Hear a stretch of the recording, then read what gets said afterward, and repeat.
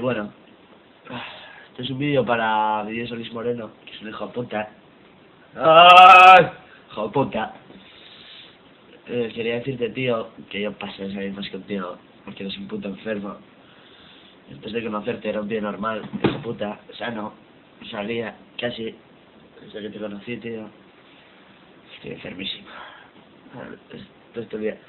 Esa frase que decimos nosotros de que hacemos lo que nos haga los huevos dependiendo de lo borrachos que estemos. Hago siempre lo que nos haga los huevos porque estoy todo el día tajado, hijo de puta, por tu culpa.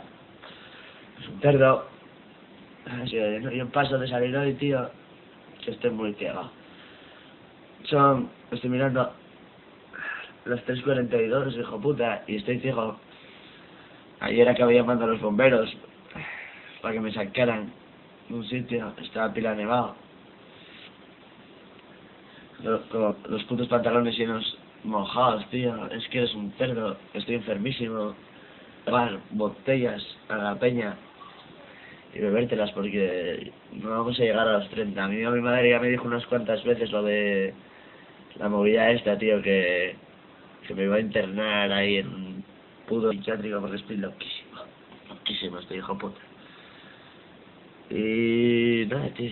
Que eso, que era para decirte que yo paso esa idea más, hijo de puta.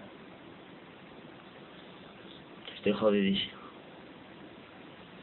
Y eso, que... Bueno, yo soy para bien, la pena estos pisos. Y que nada, que ya nos echaron de nuestro bar favorito, tío. Por tu culpa, hijo de puta, que estás enfermo, no sé qué harías. Que nada, que voy a... Me piro ya. Y lo cuelgo,